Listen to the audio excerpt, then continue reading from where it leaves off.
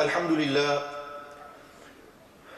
لله نحمده ونستعينه ونستغفره ونؤمن به ونتوكل عليه ونعوذ بالله من شرور أنفسنا ومن سيئات أعمالنا من يهده الله فلا مضل له ومن يضلله فلا هادي له ونشهد أن لا إله إلا الله وحده لا شريك له ونشهد أن سيدنا وسندنا ومولانا وحبيبنا وحبيب ربنا محمدا عبده ورسوله صلى الله تعالى عليه وعلى آله وأصحابه وأزواجه وذرياته وأهل بيته وعلماء أمته وأولياء ملته أجمعين أما بعد أعوذ بالله من الشيطان الرجيم بسم الله الرحمن الرحيم قال الله تبارك وتعالى في القرآن المجيد والفرقان الحميد وقضى ربك ألا تعبدوا إلا إياه وبالوالدين إحسانا صدق الله مولانا العظيم وقال رسول الله صلى الله عليه وسلم رضا الرب في رضا الوالد وسخط الرب في سخط الوالد صدق رسول الله صلى الله عليه وسلم إن الله وملائكته يصلون على النبي يا أيها الذين آمنوا صلوا عليه وسلموا تسليما اللهم صل على سيدنا ومولانا محمد وعلى آل سيدنا ومولانا محمد معدن الجود والكرم وعلى آله وأصحابه أجمعين الصلاة والسلام عليك يا رسول الله وعلى آلك وأصحابك يا حبيب الله الصلاة والسلام عليك يا رسول الله وعلى آلك وأصحابك يا سيدي يا رحمة للعالمين بسم الله الرحمن الرحيم. After praising Allah Almighty Jalla Jalaluhu wa Amma Walahu, and after sending infinite salutations and blessings upon our liege Lord, our Master, the beloved of Allah subhanahu wa ta'ala Jalla Jalaluhu wa Amma Walahu, the coolness to our eyes, the light of our Iman, the light of our heart, Sayyidina Muhammad Rasulullah sallallahu alayhi wa sallam. Sadly, today we live in a day and age that there is good on the street and there is bad also. And me and you as young lads growing up in the 21st century are facing many problems. We have such a problem today that the greatest wealth Allah Almighty has given us, one of the greatest favors, and that is the dawlat of Iman.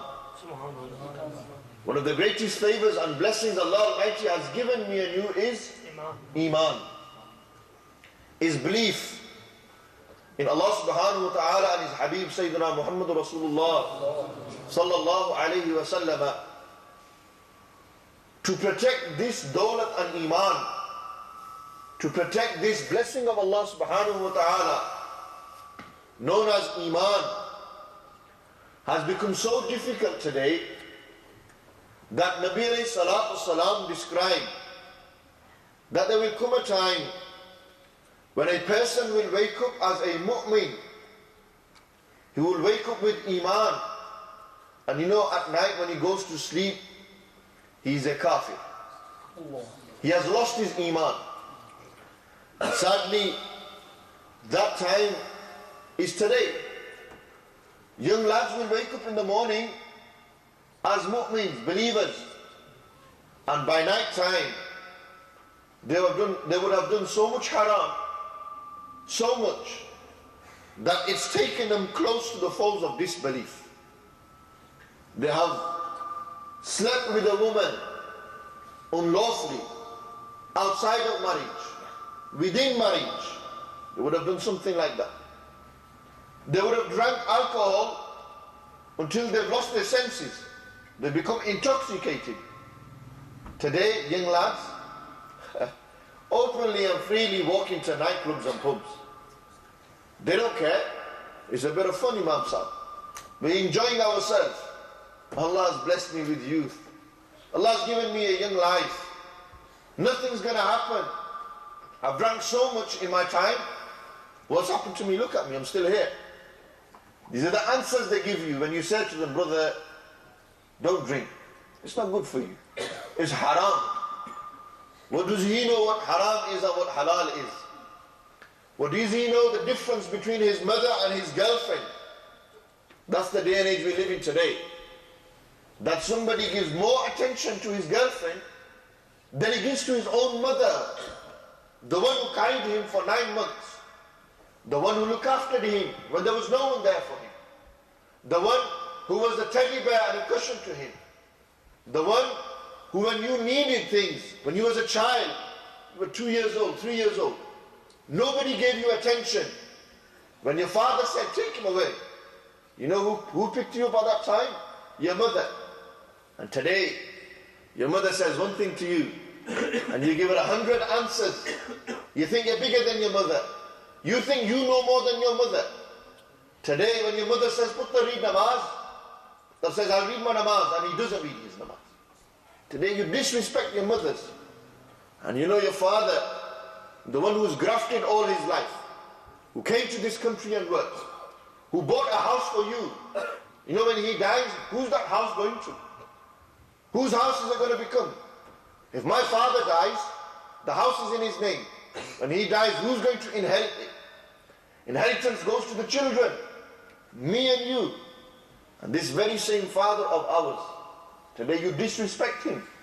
You talk to him like he's one of the boys. You look at him with such an eye, thinking that you're bigger than your father now. You answer him back, thinking you know more than him. Today, Muslim youth are going out there and they're stealing cars. They don't care. Stealing a car. Take the number plate off. Put another number plate on there. Sell it off. Boom, bit of money. They don't care where they make their money from. Today, in Bolton, you will find. In Bradford, you will find. In Sheffield, you will find. In London, you will find. In Birmingham, you will find. In Manchester, you will find. In the drugs game, you know, the shotting, heroin and cocaine. Cocaine is big on the street now. Cocaine is the thing on the street now. People are on the coke business. Back in the days, it was all about skunk and weed. You know, when I used to grow up, there were lads who were licking zoots at the age of 14, 15. And then they would go to school, they'll meet up with the boys, they lick a zoot, and boom, man's buzzing off the fumes. Man's getting whacked off it, and we were buzzing off the fumes. Imagine we took a drag of a zoot, we would be in cuckoo land. We'd be flying. The man would be thinking, yeah, he's seeing colours on that. Today, Muslim youth, Muslims, when it comes to the drugs game, we're up there. We're number one in the drugs game. Today, go to Bradford, look at the state of Bradford. You see 22-year-olds driving around in Mercs. You see 22-year-olds driving around in X5s. 22 years old and the brother's driving an X5. When did he get insurance on an X5 at the age of 22? Maulana Harun Sahab, another ulama, all their life they've been working. And now they've just about got a car at the age of 40, 50. 22 years old man's driving a Merc. He's driving a Beamer, M3, M5. He's driving these big boy cars, you know, the ones where there's respect. Nissan Skylines. Saying that, I've not seen a Skyline in Bolton or Bradford. Very rarely have I seen. In London you see them. You see it. The young lad, when he grows up, he thinks he's going to be a bad boy. He wants to be a gangster, wants to be known on the street. You know what? He has certain hairstyles because he looks cool. He wears certain clothes because he looks cool. He has to have a girlfriend just to look cool. Respect. Today, respect is everything, isn't it? Street rep. If you have street rep, you're known. If you have no street rep, who's going to know you? Today, Muslims want to make money. So what will they do? They will rob their own Muslims. They will rob their own Muslims. They don't care how they make their money. Whether it's selling drugs, whether it's insurance fraud, whether it's doing interest with banks, they don't care. Yeah, this is gotta get rich, Imam Sahib. We only live once, Imam Sahib. We only live once. You speak to him, he says we only live once. Brother, you're a Muslim. I mentioned this many a time in my speech. Muslims don't live once, they will always live twice. They will live once in this world, then there's another world waiting for them. And what you do in this world will affect that world. It's still you, but this world is called Darul Amal. This world that you live in right now, you know, this is the world where you plow the seeds, you harvest, you irrigate the land, and then you let it grow. And then you think, this plant has grown, it's in its prime, it's got all the energy, but one day everything will have to die, and only Allah will remain. And then Allah Almighty will give life to that plant again. Allah Almighty will give life to me and you again, and Allah subhanahu wa ta'ala is going to ask you, right, how did you live your life? What did you do? You know, it's amazing in a hadith of the Prophet sallallahu alayhi wa sallam. Nabi alayhi salatu wasalam said that on the day of judgment, you know, the Qiyamah, the day you will have to stand in front of Allah subhanahu wa ta'ala, you will be reckoned, you will be asked about the dealings you did. You will be asked about where did you earn your money from. Today, nobody cares. Muslim youth don't care where they earn their money from. Yeah, Imam Sahib, I've got to get rich, man. If I ain't got money, nobody's going to respect me. Imam Sahib, I've got to pay my mortgage off. I've got kids to feed. You heard that track? When notorious B.I.G., Biggie Smalls, what does he say in one of the tracks? I got kids to feed. Nobody, I don't listen to him. But he says that. He says, I've got kids to feed. And he talks about how he earns money in life. Those youth today, we've grown up listening to this type of music, these rap stars, pop stars. My question to you is, this Tupac and Biggie that the youth today idolize, look up to, these pop stars, the Mayweathers, the 50 cents, the ones who flash the money, tell me, when they die, who's going to remember them? Who's going to remember them? Which Tupac and Biggie is remembered today? What respect do they leave? What role model have you got today? These are all the issues, not all, but some of the issues that me and you as Muslim youth are facing today. We're growing up in the West, in the 21st century. We live in the era of technology, the era of ultimate freedom and independence. We live in that day and age where you can say what you like and get away with it. Today's freedom of speech, we live in this time, this day and age. These are problems that Muslim youth, and not only Muslim youth, but youth of all faiths and communities. You know, the Christians, they are facing the same problem. The Hindus, they face the same problem. The Sikhs face the same problem. The white man faces the problem in his house. The black man faces the problem. The Pakistani man faces the problem. Everyone is facing this problem. Do you think Pakistanis are only the drug dealers? Do you think Pakistanis are the only drug dealers? We're Pakistani, that's why we only see that. Drug dealers, you know, the Turks, the Chinese, the Jamaicans. You go down south, you will see they have big crews in certain areas. These men are known. They have respect. Undercover, nightclubs, pubs, own them, selling them, shotting them. Yeah, making money. So these are problems that we are facing. But my aim for the wider community, but more for my own Muslim brothers and sisters. I worry about my own Muslim brothers and sisters. I think that if this is the state that we are in now, in 40 years' time, where are we going to be? You know, these young lads here, in 40 years, they'll be doing worse things than what me and you are doing today. Look, 40 years ago, you walk on the streets of Bolton, you will never see a Muslim man hand in hand with a Muslim girl. Rarely would you see that. And if you're seeing that, what would happen? The people would frown on him. They would publicly shame him. Move 40 years forward in mine and your time. Look at it. Go into town centre in Bolton, go into the colleges and universities. Muslim boy will walk hand in hand with a Muslim girl. There's no problem in that.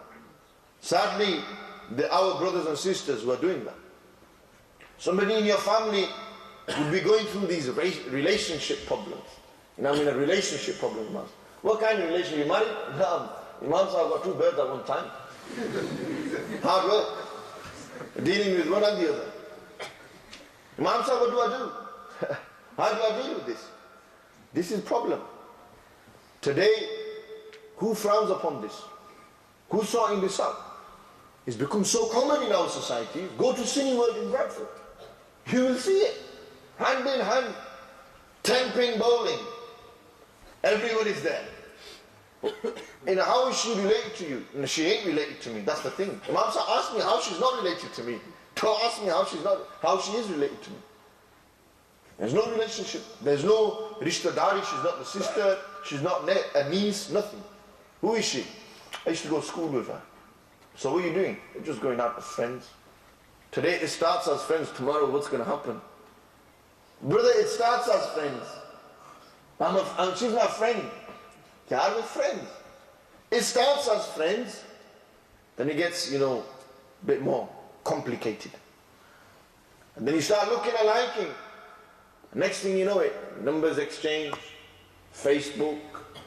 Before you know it, you're linking her up. How you doing? You cool? Dropping your bars, thinking you're a player. And then it goes further. You link up, you meet up. You're regularly meeting up. You're taking her out for meals. Hi, go on, Romeo. You're taking her out for meals. Romeo, that's what he is, he's Romeo. He's taking her out for meals. Pulls up in his sick whip and that. Nice car. If he's a gentleman, he'll open the door for her. I said, Bismillah. I don't think he said Bismillah, but yeah. That's what happens. He'll be going there, and next thing you know it, the feelings start to grow. Oh, you know what? I think we should get married. During that time, when he's going through this relationship problem, there's something that talks to him. If he's from a religious family, if he has some Iman inside him, you know that Iman says, don't do it, bro. Don't do it. This is not good for you, man. What if you get caught? You're worried about getting caught by people. You're not worried about getting caught by Allah subhanahu wa ta'ala. You're worried about people will say. You're worried about what people will say.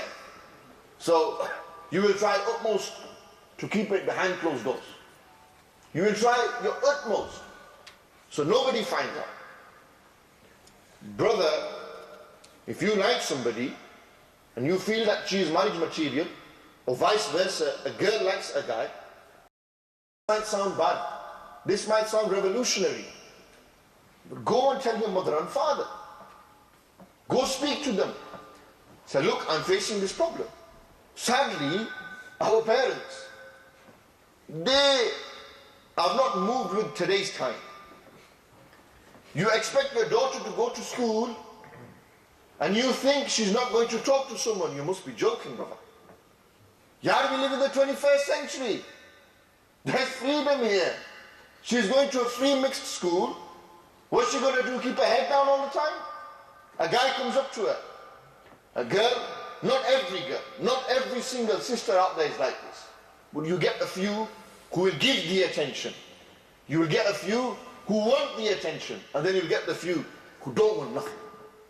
When I say few here, meaning thousands, millions, it doesn't mean few as in 2, 3. I'm talking in general. I don't want nobody to misquote me. Today, sadly, people are misquoting what I said. They pick a few and they look at that, he's targeting here. Just generally look at the state. Look at outlook. Look at the current state of our community and society. Look at how it's working. And our parents, they know this is haqiqat, this is reality, this is what's happening. But they're oblivious. They choose to push it under the carpet. Their son's a drug dealer. The man's out there dealing. Father's getting money at home. Father knows my putter's a drug dealer. Father knows what's my son doing at 12 o'clock at night out there. What shops open at this time? The only shops that are open at that time are called nightclubs, shaitan shops. They go shaitan shopping. That's what they do. Satan shopping. That's the only shops that are open at night time. You know, night was created for you to sleeping. You know, for the gangster, night's created for the chill. For them, the night is the chill time. When there's nobody out there, you can go do what you want. You walk into the center, town center, and boom, you got the car, you're slicked up, you got your hair done up, the mobile, the bling bling's on, the Jummah night, Friday night, going out, Imam Sahib, Friday night. You know, the Friday is a blessed day, the day of Jummah. The same brother, will you see him at Jummah time? Possibly. The same brother, you'll see him in a nightclub. And what does he do? Freely takes a sip of vodka, freely takes a few Jack Daniels. He'll do all that. Yeah, trying it out, Imam Sahib. No harm in that. He takes a few booze, liquor. When he's done that, then he'll start licking a few zoots, smoking a few zoots. See the boys, munchy time, go eat. What shops open again at that time? You know, I tell you the state of Muslims, Allahu Akbar. The brother will say pork is haram. Brother will say pork is haram. Eating swine is haram. But drinking alcohol is halal for him. They will say, yaar pork khana haram hai. This is najais, this is haram khana, this is not good. On the other hand, since when sharab become halal? Yaar, why don't you try pork out as well? If you think sharab is fine, if you act like it's fine, then why not pork? No, that's haram. Allah, but just as you think that's haram, then so is alcohol, yeah? So is alcohol. إنما الخمر والميسر والأنصاب والأزلام رجس من عمل الشيطان فاجتنبوه لعلكم تفلحون. Allah Almighty in the Quran said, "O you who believe, O people of Iman," again go back to the key word, which is Iman. O you who have Iman, إنما الخمر والميسر. You know, gambling. Today Muslim youth are walking into lad books and bookies. They're walking into William Hill for £10 bet on. They get the lottery tickets thinking they're going to win the lottery. Man, you're fooling yourself. You're fooling yourself. You're winning a trillion, billion. If you think you're going to get a lottery in that. Well, khair, go on, yeah. £2.50 lottery ticket. Yeah, scratch a few cards, numbers. If I get it, I get it. Don't get it, don't get it. That £2 has gone to haram. And from that £2, if you win £100, that £100 is haram as well. But today, look at the mentality. Paisa, yeah. Need money. لِكُلِّ أُمَّةٍ فِتْنَةٌ وَفِتْنَةُ أُمَّتِيَ الْمَالِ. Every nation had a test. Every nation had a fitna, something that Allah tried them with. وَفِتْنَةُ أُمَّتِي, the fitna of my ummah. You know what my ummah will face? The disease of money. They will be lost in money. And look today, every person is chasing after the pound. Chasing after the pinky note. Got to be rich, Imam Sahib. Got money, kawai, bend clothes. You know when there was ghurbat, when you're poor, yeah, you have feelings. You care for one another. You have love in your heart. It humbles you. You know, when you have money, you become, it's me. Illa masha'Allah. You will find rich people who are humble as well. You will find rich people who are humble, who sacrificed their mal and dawlat for the sake of Allah and His Rasul sallallahu alaihi wasallam. And this is the state. Nabi alayhi salatu wasalam, Allah Almighty in the Quran said, O you who believe, O you of Iman, alcohol, gambling, soothsaying, divine arrows, rijsum min amali shaitan. This is the filth from the actions of shaitan. This is filthy. It's haram. And then Allah Almighty clearly commanded us that fajtanibu, stay away from it. People of Iman, stay away from alcohol. People of Iman, don't go near alcohol. لَعَلَّكُمْ تُفْلِحُونَ, so that you may be successful. So you may be falah, successful. Today, look at our state. Look at the way we are going. A Muslim, a mu'min, somebody who has Iman, though the Iman has weakened, decreased, openly drinks. It's cool, Imam Sahib. You live in this country and you have to be one of them, so you've got to try everything out. My brothers and sisters, those of you who have been there, done that, make the change. Do your tawbah to Allah subhanahu wa ta'ala. Allah Almighty is most forgiving. He will forgive every sin. Illa shirk. Allah Almighty will forgive everything. This guna and the sins that you have done, cry to Allah to forgive you. Brother, this day, this world, the day and age we live in, life is short. You could die any minute. Imagine you was to die. You was to die in a state you were sinning.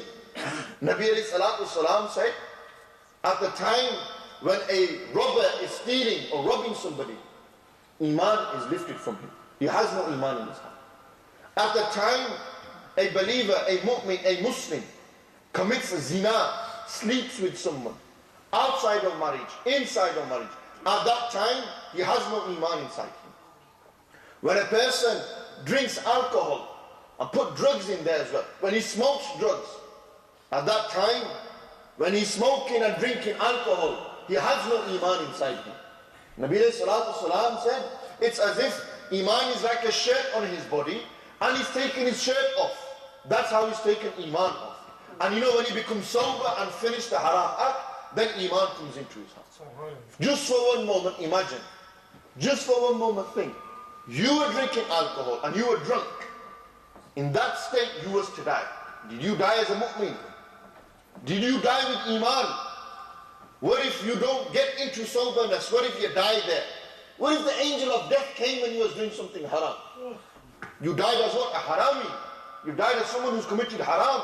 And you know, Nabi alayhi salam said, the state you die in is the state you will be resurrected in. If you died as a harami, as somebody who's doing haram, you will resurrect as somebody who's a harami, somebody who's doing haram. Do you want to die like that? Is that the state you want to be in? But the boys you hang around with, look at the crowd you chill with. You think your boys are going to help you? Nabi alayhi salatu salam spoke about company and crowd. Do you think Nabi alayhi salam didn't know that me and you will come and we are going to face these problems?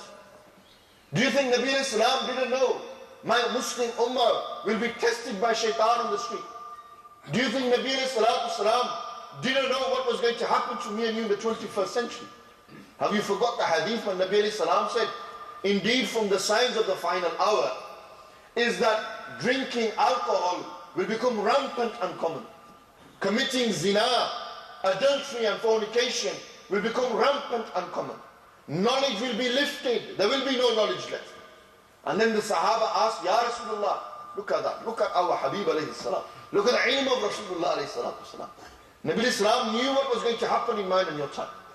That's why Nabi alayhi salam warned his nation. Nabi alayhi salam told us, stay away from this, stay away from this, stay away from this. Nabi alayhi salam told us clearly. This was their job. One of their description and sifat is what? Ya ayyuhan nabiyyu inna arsalnaka shahidan wa mubashiran wa nadhira. One of the descriptions of Nabi alayhi salatu salam is nadhir. Nabi alayhi salam came to warn me and you that this is haram, this is wrong, this is wrong. And Nabi alayhi salam did their job. They told their nation and ummah, this is haram for you, don't do this. This is not allowed for you, stay away from it. Whenever somebody from his community did something that was not allowed, that was made an example for the rest of mankind. Islam is not a religion that only came 1400 years ago and was for that time. Islam is a universal religion. Islam is a universal religion. The Quran is a universal book, and our Nabi is a universal Nabi. And Nabi alayhi salatu salam came with a universal message. And that message was not restricted to that time. That message continues till today. This is why Nabi alayhi salatu salam said, أَنَا الْعَاقِبُ وَالْعَاقِبُ الَّذِي لَا نَبِيَّ بَعْدِي. I am the final, and there will be no final messenger after me. There will be no Nabi after me. Today we are facing another fitna. The fitna of Qadiyaniyat. Today there are people out there who believe there are certain people who are worthy of prophethood. Nabi alayhi salam clearly said, there is no prophet after me. The Quran clearly said, there is no prophet after me. The one who is munkir of this ayat of the Quran, then the person is munkir of the Quran. The one who is a munkir of the Quran, that person is out of the folds of Islam. That's final. Beware of these people. Beware of those people who say the Prophet ﷺ is like me and you. Astaghfirullah billah. They are like me and you. Their whole mission is what? To prove the Prophet is like me and you. That's their mission. Beware of these people. That's a fitna of today. That's a disease of our time. That's another problem the youngsters are facing. That there are people out there who don't know nothing about Islam, but they think they can change everyone. They can reform people. They live in Bolton. They live in Blackburn. They live in Preston. They live everywhere. They're everywhere, spread. These people existed in the Prophet ﷺ's time. There were people who looked at Nabi ﷺ and said, he's like me and you. You know who they were? They were the likes of Abu Jahl and Zulkhuwaisra at-Taymi. There were those people. And then there was those people who said Nabi ﷺ isn't like me and you. And they were Abu Bakr Siddiq and Ali Sher Khuda. We are from the crew and we are from the group of Sayyidina Abu Bakr Siddiq and Hazrat Ali Sher Khuda. We are from that group. We are from the group that we say, we understand ayyukum mithli, who is like me. So beware of that fitna as well. And sadly today, these are problems that me and you are facing. These are problems, and what's the solution? My brothers and sisters, these problems that we're facing today, I as one single individual will never be able to reform the entire society. I can't cause no revolution. And who am I? I'm nothing. I'm nobody. But what we can do is that one person, you know this young boy, he will grow up and he will remember that Imam Sahib said something. He will grow up and say, there was this Imam Sahib that came and he spoke. It's this generation we want to protect. This generation there, the 20, 30-year-olds, the 40-year-olds out there. If we can change one person and help them and stop them from drugs and alcohol, make them think life's more important than a bag of weed and skunk. It's more important than a bit of snorting.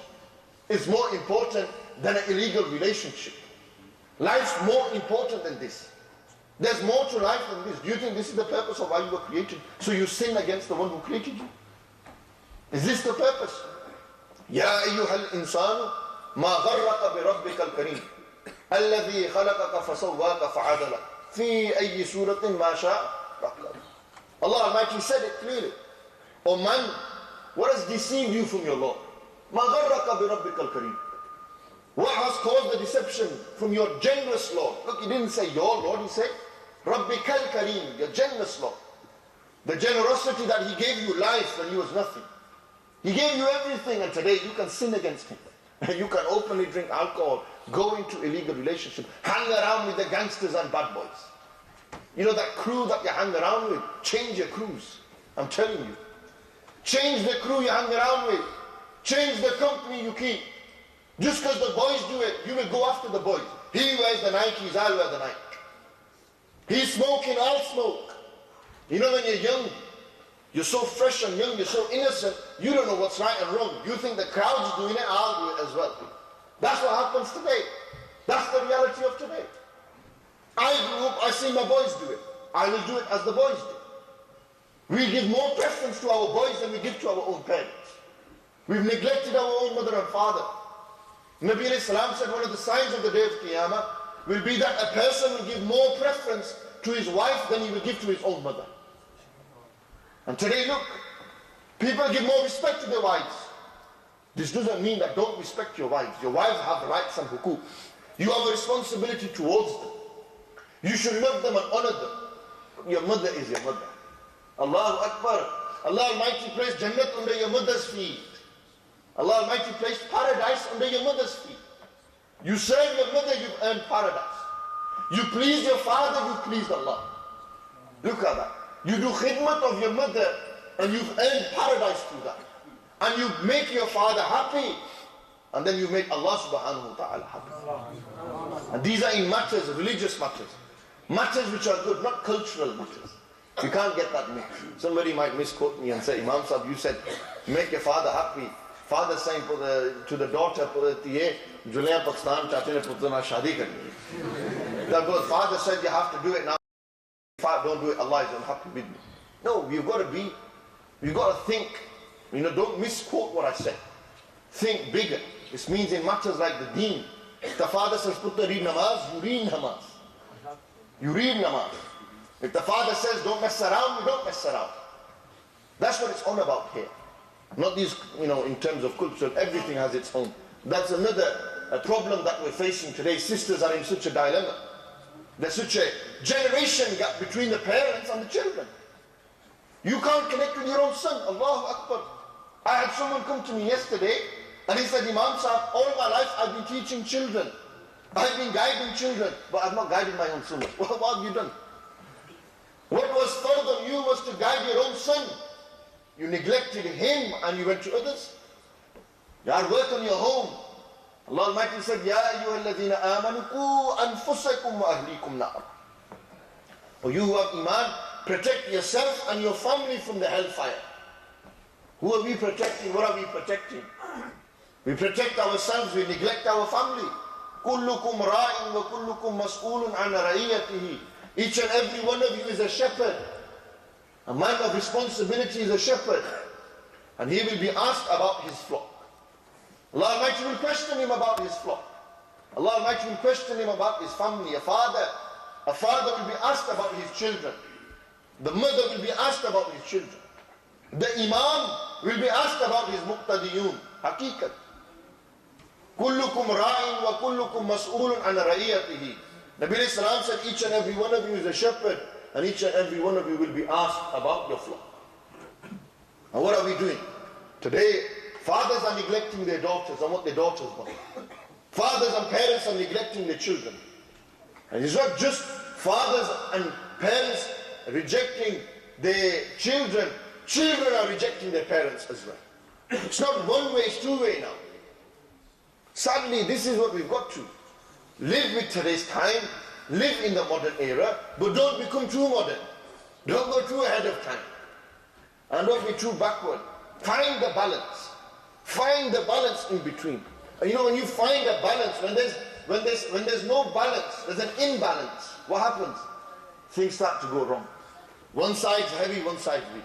When you find the balance, everything is good, smooth. That's why Nabi Islam said, Khayrul umuri awsatuha. The best actions are the ones that are done moderately, simple.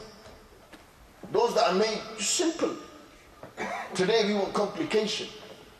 That's the state that we're in. Youth like the thrill. They like the pleasure. They like the attention. Every man wants to be known. And they want to be known for the wrong things. Today people want to be known for the wrong things. How many of you want to be known as a haji? How many of you want to be known as a musalli, a person who reads salah? How many of you want to be known as a charitable person, a person who gives charity? You've neglected the good things and you've adopted the bad things. You want to be known on the street because the society we live in, attention is given to the gangsters, the bad boys, the pop stars, the footballers. This is what attention is given to, football, the religion. Today young lads are growing up aspiring to be like footballers. Today young lads are growing up aspiring to be like pop stars.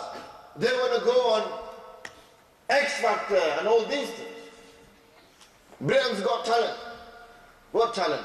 The guy can do a bit of break dancing. What a talent. On Qiyamah, are you going to break dance? Tell me. Yar, be talented in your deen. Be someone who sings the praise of Rasulullah. Be someone who's become a qari of the Quran. He can recite the word of Allah subhanahu wa ta'ala with beauty. Mesmerizing people's hearts with his tilawah. Become somebody like that. What is these? These things are temporary, they're for this world. We are Muslims, we believe in another world. Prepare for that world. And when you prepare for that world is Darul Jaza.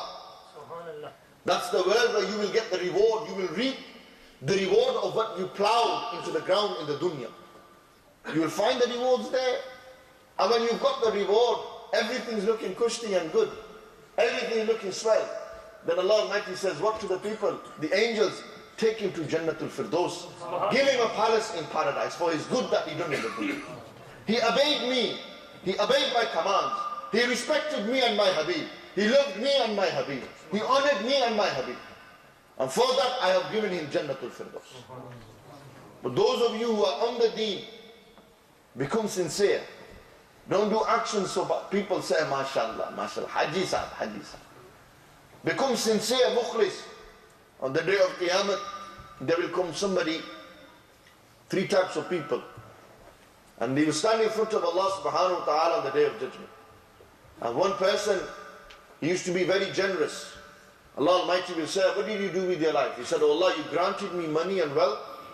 I sacrificed all of this in your path. Allah Almighty says, you're lying. You didn't do it for me. You did it so people called you Sakhi.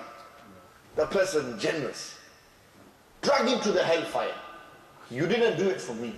You did it so people said, the man's known, he's generous. Then there will come another man. He would recite the Quran beautifully. He would teach people, he would speak. And Allah subhanahu wa ta'ala will ask him, what did you do with your life? And he said, Ya Allah, I read the Quran, I taught the Quran to people. For your sake. Allah Almighty will say, you're lying. You didn't do it for me. You did it so man could say, the man, look at him, he's a great Qari of the Quran. Drag him to the hellfire on his face. Then another man will stand mujahid. All his life is sacrificed. He went on the battlefield, he was blown into 1,000,000 pieces by a bomb. He was shot in his head. He died. On Qiyamah Allah will ask him, Mia, what did you do? How did you live your life? Ya Allah, I sacrificed my life for you. I died on the battlefield for your pleasure and raza. Allah Almighty says, you're lying. You didn't do it for me. You did it so man could say you're a great fighter. You're a great warrior. You did it for the people. You wasn't sincere, you were insincere. Allah Almighty will say, drag him to the hellfire on his face. Brothers and sisters, these were three people who did good deeds. Ya Allah Almighty is going to ask me and you, what did you do? I was a baghead. I was an alcoholic. I used to sleep around. I used to steal money. I used to wear bad boy clothes. I lived my life thinking I was all that and all this. Allah Almighty says, yeah, forget about doing it for me. You did it so people think you're great on that. You did it so people think, MashaAllah, look at that bad boy. Man, that's the guy's doing it. Look at his hairstyle. The man's got, somebody's like electrocuted his head, man.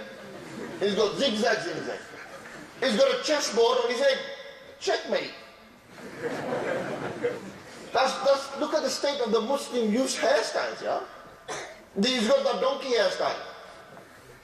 He's got that hairstyle V-cut. Yeah, look, little body coming from here. Wow. Yeah, man. Mansab, fashion. If everyone was walking around naked, would you walk around naked? You wouldn't, would you? Why? You have some sharm wa haya, have some more sharm wa haya. You know, the sharm factor, the decency factor, that's just, boom, shut down. There's less decency left in our people.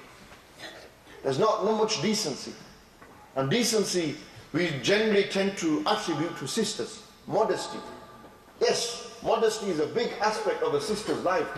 But Hazrat, modesty is a big aspect of a man's life as well. And who are the most modesty? A role model for me and you. Somebody we can look up to. He lived in the Prophet ﷺ's time. His name was Hazrat Usman. Subhanallah. Hazrat Usman radiyallahu ta'ala anhu. Amount of modesty and haya they had. That Nabi alayhi salatu salam one day was sitting. They were reclining and the shins were uncovered. And Hazrat Abu Bakr Siddiq knocked on the door. Who is it? Saying Abu Bakr. They walked in. Nabi Islam remained like this.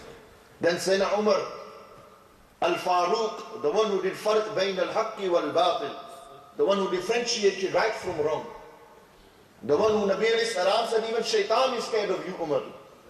The one who Nabi alayhi salatu salam said, Haqq is firm on the tongue and the qalb of Umar. The one who Nabi alayhi salatu salam said, oh Allah, substitute this hatred of Islam with Iman in the heart of Umar. The one who was the Pakai Adal, the Markaz of Adal, justice. The man who was firm, who ruled like a true ruler, not like those today. The one who did justice to his people, who served his people, not the people served him. The one who would spend all night going in the streets of Medina Munawwara, wondering how people were, making sure everyone was comfortable, not sleeping in big houses, big mahalle. And then the people was crying and screaming for food and water and electricity. Not like those leaders that you find today. Not like the pharaohs that you find. Not them people. Those who are true, follow the Quran and Sunnah, who did justice to the deen of Rasulullah sallallahu alaihi wasallam. Those who are known as Amirul Mu'mineen, the leader of the Mu'mins, the believers.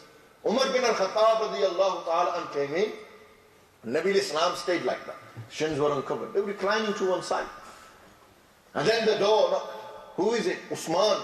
Nabi al-Islam immediately sat up. They covered their legs, their shins. And they sat and said, now let Usman in. Sahaba said, Ya Rasulullah. When Hazrat Abu Bakr Siddiq Umar Farooq, great Sahaba came in, you remained in the same position. But Hazrat Usman came in and you changed. Why? And Nabi alayhi salatu salam said, should I not have modesty for he who even the angels have modesty for? Even the angels have haya for Usman. Hazrat Usman would never come out of the house with one, they would stay indoors. These were the people, man, they had modesty. These were the Muslims, these are the Muslims. Where are these qualities gone? Today, immodesty, look at that free mixing, people freely going into nightclubs and pubs. Look at the state on the street. Freely, a lad would walk up to a sister. This is what's happening. Look in the schools. It starts when you're a child, man. When you're in a school. It started there. And then he grew up, you know, when he was 18, 19 in college, sixth form. And he was chatting to more girls. When he got into uni, he started doing more things. When does it stop and end? When's it going to stop, man? When are you going to make that change? When are you going to stop doing all this and becoming a better Muslim?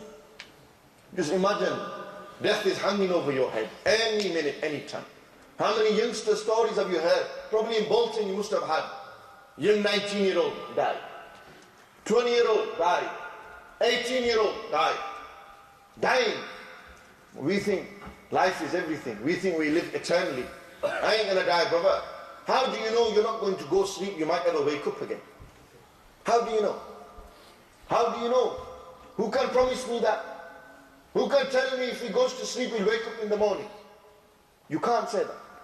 Who can tell me if I walk out of this room I'm not going to die? Think and live a life like this and you will see you'll stop sinning. Nabi alayhi salatu salam said, do you want to know what cuts off the desire? You know, the ego, the desires? أَكْثِرُوا مِنْ ذِكْرِ هَازِمِ اللَّذَّاتِ. Nabi alayhi salam said, continue, do the dhikr, remember, remind yourself of the things that cuts off the desires. You know, the ego, the desire of talking to someone, sleeping around, drinking alcohol, doing haram, doing ghibat, looking at haram, listening to haram. How do you stop this? The Sahaba asked, Ya Rasulullah, what is this thing? What's this thing that will stop this thing that's always against us, our ego and desire? And Nabi alayhi salatu salam said, Maut. Zikrul Maut. Think of death and everything will end there. Life will come out of you there and then. Yar, one day I'm going to die. One day I will have to stand in front of Allah. I will have to show my face to Rasulullah sallallahu alaihi wasallam. What face will I show to them sallallahu alaihi wasallam? How will it be? These are questions we need to ask ourselves. We need to change our lives. Bring the change now. Brothers and sisters, the reward that you will get as a young lad reading namaz, you won't get when you're old. When you're old, shaitan's not going to attack you. You're old now, brother. You got wrinkles on your face. Your back stands to bend. Your walking stick. Who's going to look at you like that? You know, when you're young and you have fair and lovely on your face, you have these creams and you look good, then everyone looks at you. And despite all that, despite the looks in your favor, money and wealth in your favor, health in your favor, All of these things are in your favor. Despite all that, you know what he says? I'm a 20-year-old lad, I'm going to read my namaz. I'm going to hang around with the boys. These are the people that I want to hang around with. These are the good people that will take me to paradise. These are the people who will take me and I will get to see Allah subhanahu wa ta'ala. These are the people who will benefit me and my children when I will grow. This is the mentality that you need to have now. Change it. If you change your life, the people around you will change. If you're the leader of your gang, you change. If they're true followers of yours, they will change. If you're a leader of the gang and they're true followers, they will change. They will follow you. Listen, you know, Aki's changed on that. Look at that man, Aki was a bad boy. He used to do everything. He made the change. Why can't we do it, yeah? That's what happens. It's incentive. It incites, yeah, you know what? It's true, man. The geezer's done it. The guy's done it, I can do it. How many of us think like this? This is what we need. We need to start thinking like this. Changing. You change your life slowly, then slowly your family, and that's it. It's a knock-on effect. And people will. When you embody the love of Allah and His Rasul, the Sunnah of Rasulullah sallallahu alaihi wasallam, people will run towards you. They yearn for you, man. They follow you. They say, I want to be like him. Because he's like the Prophet sallallahu alaihi wasallam and the companions. He wants to embody them. So inshallah I will end my speech here. May Allah subhanahu wa ta'ala give us tawfiq. This was more a reflection, a speech to reflect on the current state that we are in. Make tawbah to Allah. Sit here, make sincere intention to change, to become better people, better Muslims. And inshallah the next time I shall return, that's if I'm invited. Inshallah. Next time we will continue this journey throughout life on how we Muslims living in the 21st century, the problems and issues facing me and you, and what the solutions are and how we can tackle that. May Allah Almighty give us all tawfiq to act upon what I said. Allah forgive us all for our major and minor sins. Allah Almighty shower His khas rahmat and aman sakoon into our lives. Allah subhanahu wa ta'ala remove all the difficulties from our lives. Allah Almighty make us firm believers in Islam and Iman. Allah Almighty give us tawfiq to have the ziyarat of Rasulullah sallallahu alayhi wa sallam. أقول قولي هذا أستغفر الله لي ولكم وآخر دعوانا عن الحمد لله رب العالمين. جزاكم الله خير. السلام عليكم ورحمة الله وبركاته.